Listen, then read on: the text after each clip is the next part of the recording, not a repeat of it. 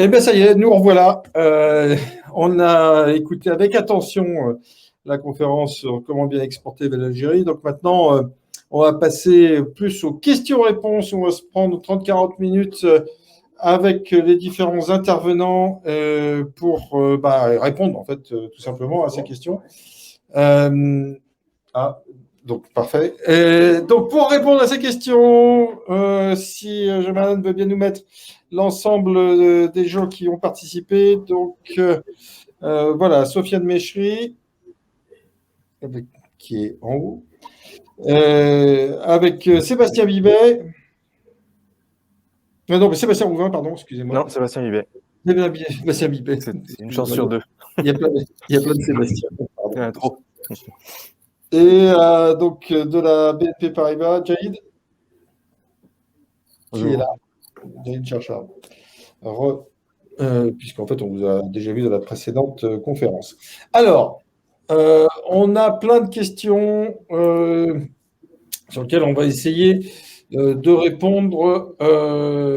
Alors, la question de la société PES, donc Arnaud Tisserand, sur les difficultés notamment par rapport aux étiquettes sur les produits. Donc, l'importation des produits, faut-il que chaque produit ait une étiquette en arabe ou uniquement le carton du regroupement ou la palette ou même carrément le conteneur? Donc, est-ce que c'est chaque produit qui a besoin d'une étiquette en arabe? Qui répond? Bonjour, c'est Sofiane Méchri de M&M Algérie. Donc, effectivement, ça dépendra de code de l'opération d'importation. Si dans le cadre d'une importation, dans le cadre de la revente en l'état, il faut que l'unité de vente qui soit étiquetée avec l'étiquette en arabe. Donc, c'est l'unité qui va être présentée à la vente au détail qui doit être étiquetée en arabe. Mais dans le cadre d'une opération d'importation pour fonctionnement ou pour un équipement, donc cette disposition n'est pas obligatoire. Ok, donc vente en l'état, c'est-à-dire vente au public, littéralement, direct, qui n'est pas composant de, donc l'étiquette est obligatoire, donc ça veut dire qu'il faut pour chaque produit, ça fait des descendeurs, alors est-ce que c'est du matériel professionnel ou est-ce que c'est du matériel pour le grand public? Je ne sais pas, mais je pense que la question, en tout cas, a été répondue, en tout cas, la réponse me paraît claire. Et c'est sur cette étiquette en arabe, j'ajouterais qu'il faut mettre des désignations bien précises, le pays d'origine, le nom du réceptionnaire et ses coordonnées, pour que ce format d'étiquette respecte ce qu'a donné comme instruction le ministère du Commerce. Voilà, très simplement. Ok. Question de Gaël Bouchon dans tes éclairages. Donc, une question, alors, il fabrique donc de l'éclairage haut de gamme, si j'ai bien compris. Quels sont les. Alors, elle disait comment estimer le marché du secteur. Bon, ça, effectivement, on a répondu plus tôt dans la première conférence. Là, quels sont les délais et garanties de paiement? Alors, sur cette partie, je prends la parole. Alors, sur les modes de paiement, il faut bien choisir son mode de paiement par rapport à la confiance qu'on peut accorder à son acheteur. Comme ça a été expliqué tout à l'heure lors de la conférence, la lettre de crédit est le mode de paiement le plus sécurisant pour l'exportateur. Par contre, le transfert libre reste le plus risqué pour l'exportateur. Donc, si vous voulez vraiment sécuriser les paiements, il y a tout intérêt à choisir un mode de paiement qui engage la banque, c'est-à-dire soit sur une lettre de crédit confirmée ou soit sur une remise documentaire avalisée. C'est les deux modes de paiement qui apportent une sécurité totale au vendeur. Par contre, si on tend vers une remise documentaire à vue, une remise documentaire à échéance, on peut se retrouver dans une situation où on est tributaire de l'acheteur, de la volonté de l'acheteur à engager le paiement. Donc, ça fait référence surtout à la confiance qu'on accorde à l'acheteur. D'accord. Donc, ce qui veut dire si vous permettez, oui. Juste un petit rajout concernant les modes de paiement, qu'à partir du 1er janvier 2021, il y a une disposition réglementaire de la loi de finances en Algérie que maintenant tous les paiements sont différés à 45 jours, c'est-à-dire c'est des paiements à terme de 45 jours depuis l'embarquement des marchandises. C'est-à-dire même les remises documentaires ne seront avant c'était des remises documentaires payables à vue. actuellement, ils sont payés après 45 jours depuis la date du chargement des produits. Ok, donc si on résume, remise documentaire, de toute façon, on a 45 jours. Sur la revente en état, uniquement sur la revente en état. Revente en l'état. Sur la revente en l'état. Ok. Ouais, exactement. Sur le reste, on peut faire du paiement d'avance en Algérie? Il est possible de faire du paiement d'avance, mais par contre, le régulateur met une barrière qui est à hauteur de 15%. Le maximum d'avance qu'on peut recevoir de la part d'un acheteur algérien, c'est 15% d'avance. Et ça, c'est conditionné par une présentation d'une garantie de restitution d'avance. Alors, il est tout à fait possible d'aller au-delà des 15%, mais il faut obtenir une autorisation préalable de la Banque centrale. Oula, on rentre dans le compliqué là. Les autorisations préalables de Banque centrale, à mon avis, on ne doit pas s'obtenir tous les jours. Donc, au quotidien, donc en gros, faire de la remise documentaire paraît en tout cas le plus safe, hein, pour faire des opérations. Question de l'orphelin. Quel est l'incoterm à privilégier pour un transport maritime? Alors, pour ma part, bon, il faut avoir conscience qu'en Algérie, il y a entre guillemets deux ou trois incoterms qui sont utilisés, autorisés de manière simple, et Sofiane Mechri pourra me confirmer. Il y a le CFR, qui est l'incoterm maritime, qui dit que le paiement du transport et la prise en charge se fait jusqu'au bord navire à l'arrivée. Le FOB, Free on Board, qui correspond plutôt à un incoterm collecte, c'est-à-dire que le fret sera collecté et payé à l'arrivée, et donc du coup le transfert de responsabilité se fait au moment du bastingage au port de départ. Et puis il y a le CPT, qui est un incoterm multimodal qui sera utilisé pour l'aérien, ou le groupage, ou tout incoterm multimodal. Ça, c'est les trois incoterms usuels et d'ailleurs autorisé dans le système de douane, sauf erreur de ma part. Si on fait une remise documentaire, entre guillemets, est-ce qu'il ne faut pas plutôt un incoterm à l'arrivée qu'un incoterm au départ? Non. La logique dit que effectivement, plus on a un mode de paiement restrictif en tant qu'exportateur, il est toujours plus intéressant de maîtriser son transport, donc de faire du CFR. Voilà, néanmoins, on retombe sur la question de confiance aussi avec le client. Voilà. Moi, en tant qu'exportateur, si j'expédie avec un mode de paiement un peu restrictif, je prendrai en charge le transport pour le maîtriser. Mais voilà, c'est un avis d'exportateur. Sofiane, je pense qu'il sera d'accord. Sofiane, là-dessus? Oui, je pense qu'en Algérie, le mode de paiement qui a été privilégié par les pouvoirs publics et que c'était difficile à mettre en place, c'est le FOB. Et actuellement, il y a des dispositions où ils disent dans le cadre des importations, dans le cadre des marchés publics, tout ça, c'est le FOB qui est privilégié. Après, maintenant, que ce soit du CFR ou du FOB, je crois que les importations sont bien maîtrisées d'un côté comme de l'autre.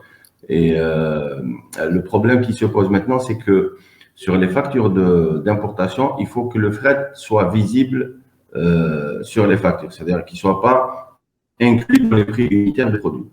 Donc, ça, c'est une disposition de la Banque centrale où ils exigent que le fret doit ressortir en tant qu'item.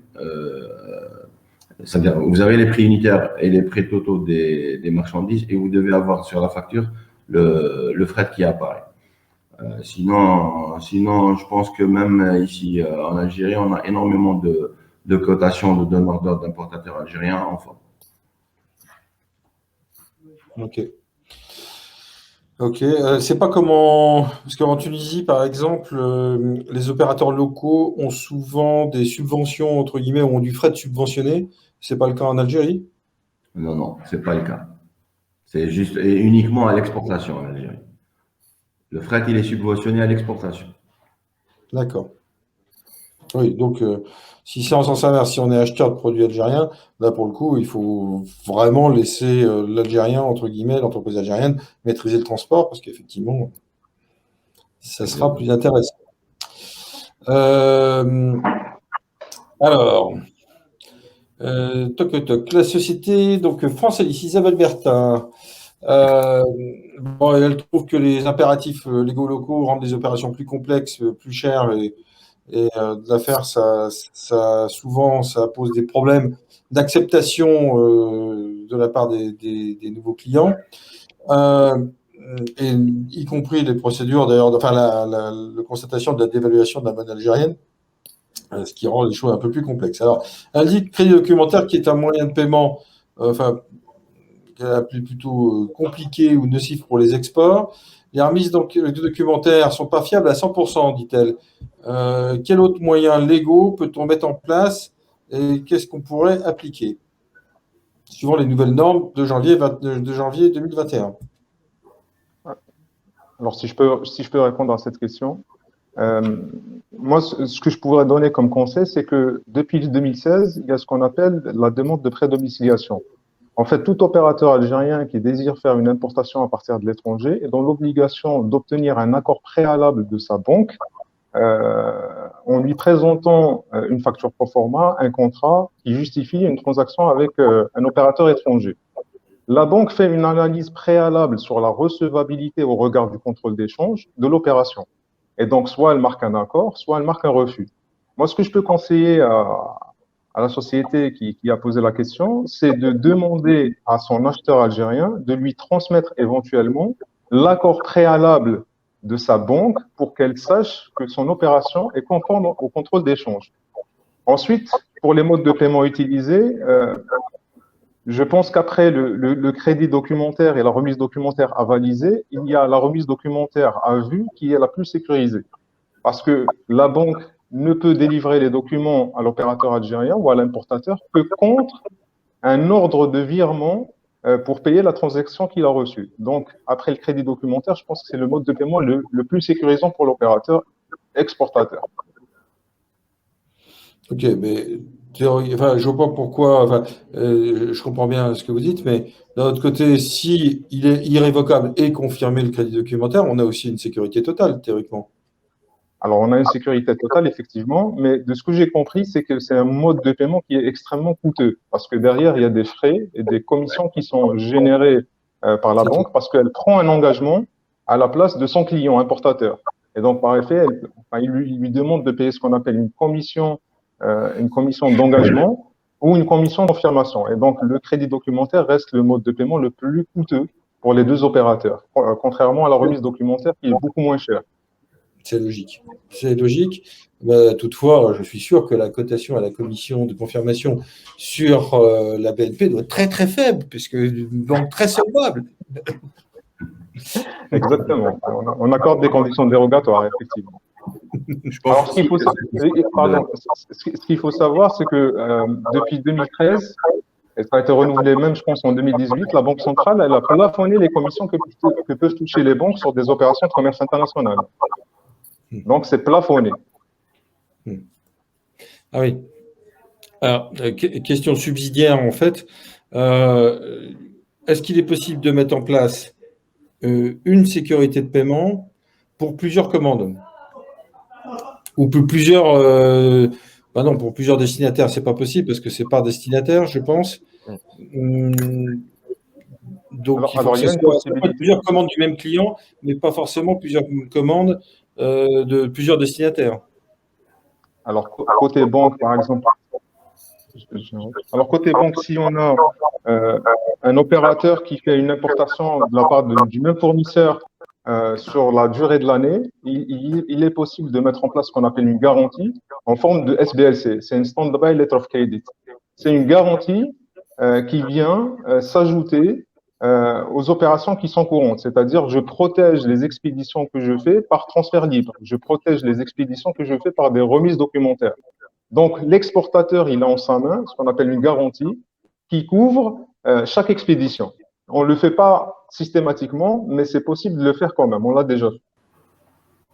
D'accord. Donc, on peut faire de la stand-by, ce qu'on dit, je sais pas, revolving, entre guillemets, ouverte sur une année, sur un montant qu'on définit et qui permet de se couvrir.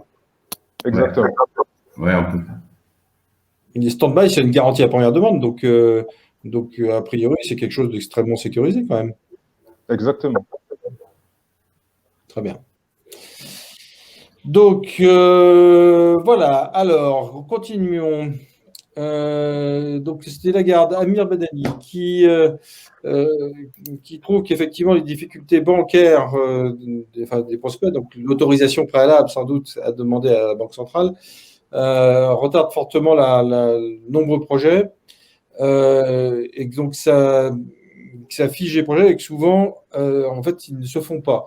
Mais en fait, c'est vraiment cette problématique d'accord préalable, finalement, auprès de la Banque centrale, auprès de la banque, qui fait que souvent, ça ne se fait pas, en fait. Cet accord préalable, c'est souvent qu'il est refusé? Ça dépend du sujet. On est en train de parler d'un accord préalable spécifique à une avance seulement. Mais je pense que la question de l'opérateur, elle est encore plus large. Moi, ce que je lui conseille, c'est de vraiment se rapprocher d'une banque qui est représentée en Algérie et qui puisse lui donner des conseils au fur et à mesure pour qu'il cadre bien ses opérations avec l'Algérie. Peut-être que c'est un sujet de conseil ou d'orientation. Donc, s'il le souhaite, on peut tout à fait discuter pour trouver des solutions à ces problématiques en vue d'anticiper toute problématique qui risquerait de retarder ces projets.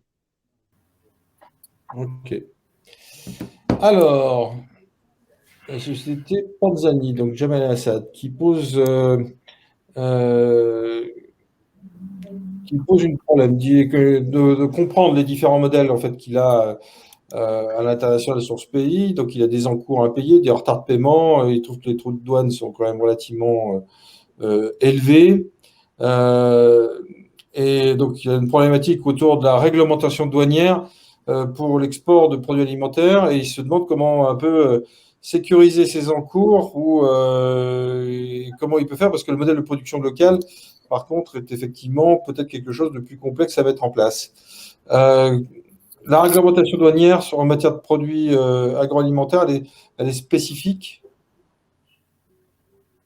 Oui, la réglementation douanière en Algérie, elle est spécifique dans le contrôle de conformité des produits. C'est-à-dire tous les produits alimentaires je crois que Bansani, il est dans le secteur de l'agroalimentaire, tout ce qui est pâtes et tout.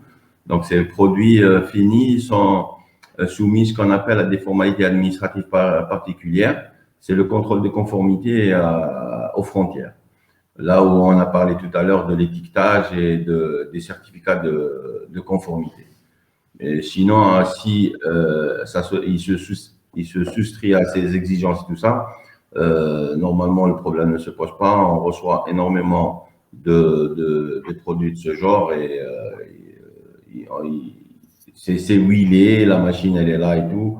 Donc, il n'y a pas de problème. C'est vrai que les taux de droits de douane restent élevés parce que l'Algérie, actuellement, il y a énormément de production de pâtes et tout ça et de qualité. Je crois que pour protéger un peu à l'entrée une éventuelle concurrence des produits importés, donc les taux sont fortement, ces produits sont fortement taxés, c'est-à-dire au taux élevé de 30% de droits de douane. Oui, c'est clair. Donc, le modèle de production locale peut résoudre effectivement une partie de ces problèmes. Enfin, s'il a des containers qui sont bloqués en douane, c'est pour vous principalement parce qu'effectivement, la réglementation n'a pas été, enfin, il n'a pas suivi la réglementation ou il y a des problèmes de réglementation. Certainement, il a eu un refus ou une réserve par rapport à pratiquement, par exemple, l'étiquetage en Algérie est très, donc la DCP, la Direction de commerce au niveau des frontières, ils sont très regardants sur ce sujet-là. Il y a énormément de contrôle. Donc, si sur la forme, l'étiquetage n'est pas respecté ou il manque quelques mentions et tout ça, donc le produit n'aura pas l'autorisation de rentrer sur le territoire algérien. Je crois que c'est ce genre de problème qui est en face de la société Panzani. Question live. Alors, je n'ai pas le nom de la personne qui le pose.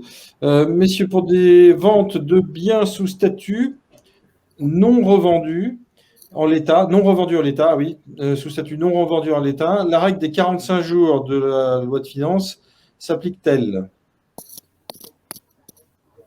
Non, Non. il faut que ça soit de la revente en l'état. Les produits revendus en l'état sont soumis aux 45 jours. Pas le fonctionnement, donc pas les produits importés par un utilisateur final. C'est vraiment le statut douanier qui va définir et le devenir du produit qui va définir son millefeuille, j'ai envie de dire, administratif et son millefeuille de délai de paiement lié à la transaction. En tout cas, c'est mon point de vue. Ok.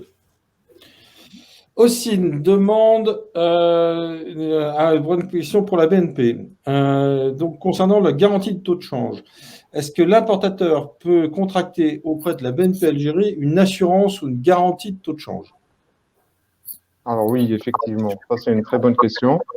Il y a de cela peut-être une année ou deux, la Banque centrale a ouvert ce qu'on appelle le marché interbancaire, justement pour couvrir le risque de change, parce qu'il y a effectivement une dévaluation de la valeur du dinar et de plus en plus d'opérateurs souhaitent couvrir ce risque. Alors, mais par contre, ça reste tributaire, si vous voulez, des exportations, parce que les devises qu'on va utiliser pour couvrir ce risque de change proviennent exclusivement d'opérateurs économiques privés qui font de l'exportation. Alors, pour répondre brièvement à la question, oui, on peut le faire. C'est conditionné et c'est mis en place uniquement pour des sociétés qui sont dans de la production. Ceux qui font des opérations de négoce sont exclus de ce dispositif, que les textes réglementaires l'indiquent clairement. On peut le faire, mais on ne pourra pas le faire sur tous les opérateurs. Ok, c'est clair. Virginie demande, j'aimerais savoir si les dispositifs médicaux sont considérés comme des marchandises à la revente en l'état, pour l'interrogation, et s'il y a des catégories en fait dans la revente en l'état. Donc, des dispositifs médicaux, est-ce que c'est considéré comme des marchandises en revente en l'état? Alors, si je peux répondre à cette question. Alors, oui, c'est considéré comme de la revente en état, mais par contre, ce n'est pas soumis aux dispositions des 45 jours. Parce que le texte qui régit l'application des 45 jours sur les produits finis qui sont destinés à la revente en état, il a prévu des exceptions. Comme je l'avais présenté tout à l'heure sur le slide, je pense que c'était sur le dernier slide, il y a un certain nombre d'exceptions qui sont prévues par la réglementation, notamment tous les produits qui sont stratégiques ou urgents pour les besoins de production locaux ou pour les besoins de l'Algérie. Dispositifs médicaux et produits pharmaceutiques sont des produits de première nécessité pour l'Algérie et donc, en mon sens, ils sont exclus des dispositifs des 45 jours, même si c'est considéré comme étant de la revente en état. Donc, une question qui rejoint celle de Anne, c'est où est-ce qu'on peut trouver cette liste des produits qui sont soumis à la revente en l'état, en fait, ou non soumis? Alors, il n'y a pas une liste qui est clairement définie, mais par contre, il y a un texte de loi. Si vous voulez, on peut le partager par la suite. Ça a été publié sur le journal officiel de l'année 2020, sur l'année 2021. Sur le journal officiel de l'année 2021, c'était la loi de finances pour l'année 2021. Et donc, si vous voulez, on peut faire une diffusion de ce texte. Super, très bien. Comme ça, on la mettra nous sur si vous pouvez nous l'envoyer. Oui, pardon, excusez-moi, Sofiane. C'est le journal officiel numéro 83 du 31 décembre 2020.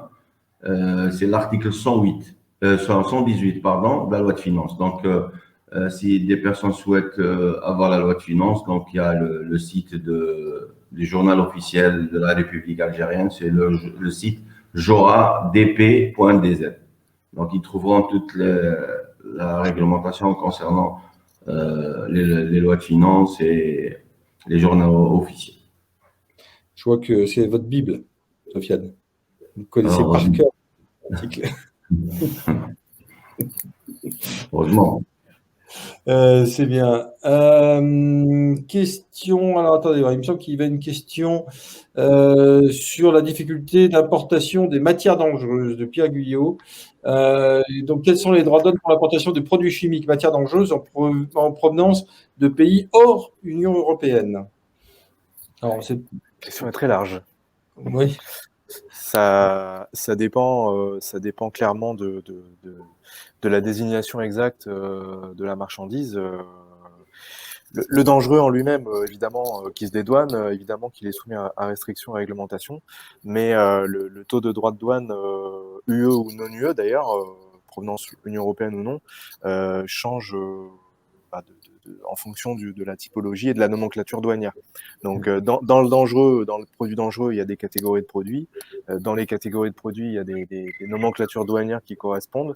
Et là-dedans, donc, on a des taux de droit de douane qui peuvent être différents en fonction de l'origine et de la nature même de la marchandise. Donc, s'il faut préciser le taux de droit de douane, il faudra nous demander peut-être nous demander concrètement nous poser la question avec la désignation précise et on pourra vous dire. Mais voilà, comme ça, de but en blanc, les taux de droit de douane varient selon la désignation propre de la marchandise. Ok. Oui, donc ça veut dire qu'en fait, quel est ton numéro de codification douanier, je te dirai qui tu es, et que ça permettra effectivement de savoir, y a-t-il un site internet, parce que par exemple sur le site de l'Union européenne, on a tous les droits de douane pour tous les numéros de codification douanier, pas comme à l'export. Est-ce qu'il y a la même chose en Algérie avec un site qui serait consultable? Oui, oui, il y a le site de la douane algérienne, c'est douane.gov.dz. Donc, vous avez un onglet où vous avez la tarification douanière. Vous cliquez dessus, vous avez si vous connaissez le HS code, vous mettez le HS code, soit aussi vous avez la désignation et qu'elle est reprise sur le tarif, vous la mettez, vous cliquez, vous avez les codes les codes par des droits de douane. Sinon, si la personne qui souhaite nous contacter en privé tout à l'heure, qu'elle nous donne la nomenclature de ces produits et on reviendra avec les taux de droit de douane. Ok. Il est à jour ce site. En Algérie, il y a 3 quotes-parts de droit de douane. Il y a 5%, 15% et 30%. Il y a d'autres taxes qui sont assimilées à tous les produits à importer. Il y a 2% d'une taxe qui s'appelle taxe de solidarité, elle est soumise à toutes les importations. Ok, je crois qu'on arrive au bout des questions, mes amis. Ce qui est bien, je regarde si j'en reçois d'autres. Il y a encore 2 questions sur le chat, ils sont en train de me les envoyer.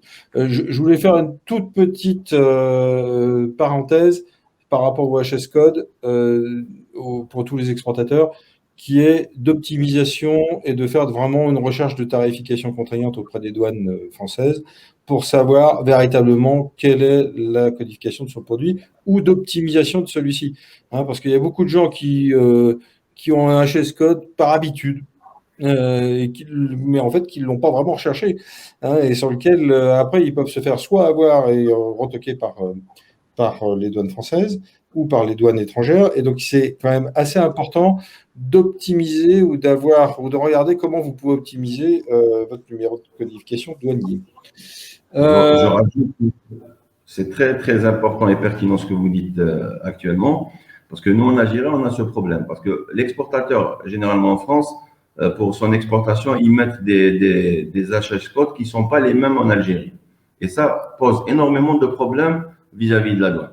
Par exemple, il y a des fois, la douane exige le EX1, c'est-à-dire la déclaration d'export de la douane française, et on voit qu'il y a une disconcordance entre le HS code qui a été choisi par l'exportateur et le HS code réel sur lequel on doit déclarer chez nous. Et ça crée énormément de problèmes et ça retarde énormément le dédouanement parce que les douaniers se posent des questions. Pourquoi en sortie de France, il y a cet HS code et pourquoi en Algérie, vous avez choisi ce HS code, surtout quand il y a, par exemple, c'est des HS codes qui donnent des tarifs préférentiels pour l'importateur. Donc, il faut être très vigilant sur la pertinence de mettre le HS code adéquat sur les produits. Merci, Sofiane. Question, donc les produits biocides sont-ils soumis à un dépôt de dossier auprès des ministères ou une autorisation ponctuelle par commande par le ministère des Mines est-elle possible? Question très pointue. Très pointue. Bon, vous avez le droit à un joker. On va vous renseigner et revenir vers la personne après, quoi. Ouais. Pour les produits biocides, ils sont soumis à un dépôt de dossier auprès du ministère. Ou est-ce que une autorisation ponctuelle, en fait, est possible? Bon, si vous n'avez pas la réponse, vous n'avez pas la réponse, hein, on ne va pas l'inventer. Si, c'est des produits, de toute façon, il y a au ministère, il y a certains produits chimiques qui sont soumis à une autorisation préalable d'importation émanant du ministère de l'énergie et des mines algérienne. Donc, il y a toute une liste de produits et je pense que s'il souhaite, on peut partager cette liste et il va voir est-ce que ces produits sont soumis à une autorisation préalable ou non. Bon, donc la réponse, c'est demander un rendez-vous à Sofiane et il vous apportera une partie de la réponse. Donc, question de Karine. La notion de revente en l'état est valable pour les relations B2B, mais est-ce également valable pour les relations B2C, c'est-à-dire si je vends direct au consommateur algérien? Oula. Pour vendre directement au consommateur algérien, il faut d'abord importer la marchandise. Et pour importer la marchandise, il faut être soit importateur de droit algérien. Et dès qu'on est importateur de droit algérien, donc on ne pourra pas être dans une relation B2C, parce qu'il faut d'abord importer la marchandise. Et vous savez qu'en Algérie, pour la revente en l'état, il faut avoir un registre de commerce d'importateur. Et derrière tout ça, il y a un certain nombre de mesures qui font que un importateur ne pourra pas vendre directement au consommateur final. Il faut d'abord, il passe par un circuit de distribution. Il y a une certaine exigence en matière d'attestation de respect et tout. Donc, je ne pense pas qu'un B2C peut être autorisé en Algérie. Ce qui veut dire, Sofiane, qu'il n'y a pas de e-commerce, quoi. Si, il y a de l'e-commerce, mais pas à travers, c'est-à-dire pas à l'international. C'est-à-dire, bon, il y a des petites opérations qui se font sur les plateformes qu'on connaît à l'international, mais qui arrivent avec les expressistes, genre DHL, UPS ou autres. Mais même ça, il y a un service qui est dédié à la douane pour ces colis. Donc, quand c'est des achats, effets personnels et tout ça, donc, ils laissent passer, mais dès qu'ils sachent qu'il y a des produits qui sont destinés peut-être, c'est-à-dire dans leur quantité ou bien dans leur spécificité, c'est des produits techniques ou quelque chose comme ça, c'est-à-dire qu'ils arrêtent l'importation et ils demandent des justifications au réceptionnaire. D'accord. Ouais, il est difficile de créer un courant d'affaires dans ce contexte-là. C'est quand même assez compliqué, hein. Faut se faire payer, c'est difficile. Voilà, c'est quand même B2C, c'est bon, je dirais à éviter, je pense. Voilà. C'est mon point de vue.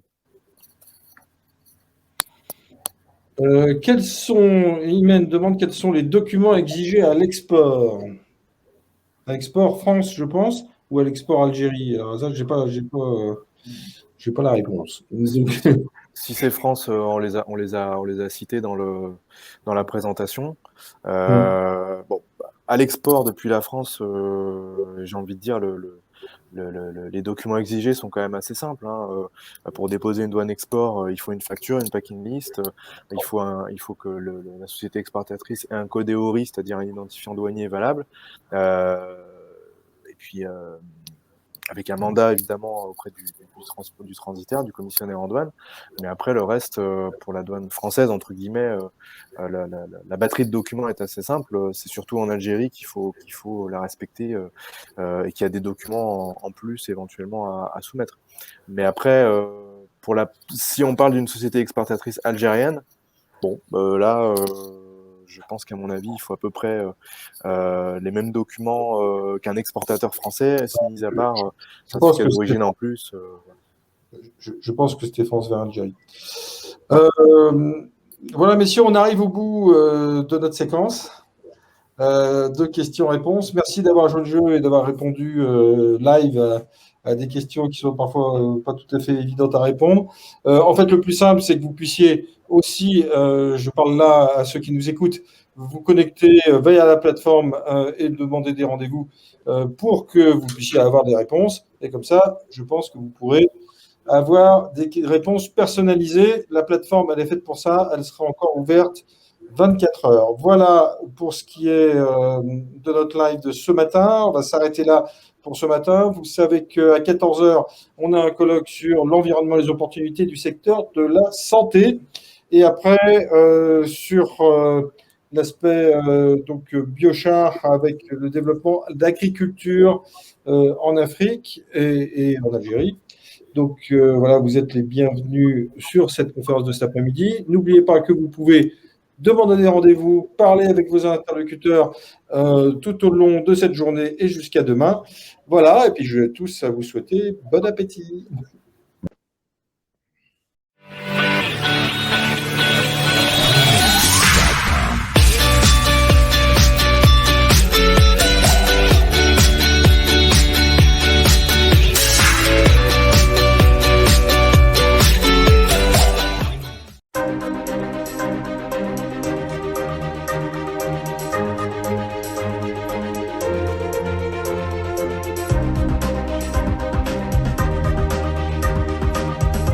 Le groupe M&M a été créé en 1880 en Allemagne, il y a plus de 130 ans, et M&M France a été créé en 1976 à Lille, il y a 40 ans.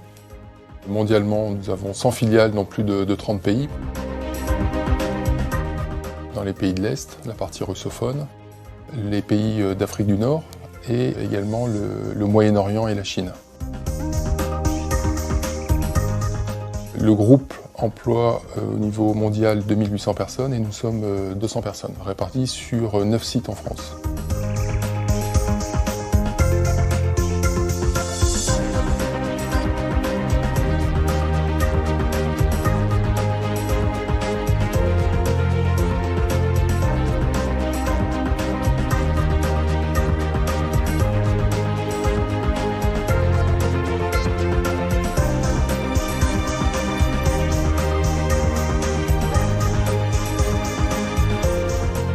Chez M&M France, nous sommes extrêmement clairs sur notre métier, puisque nous sommes organisateurs de transport et commissionnaires en douane.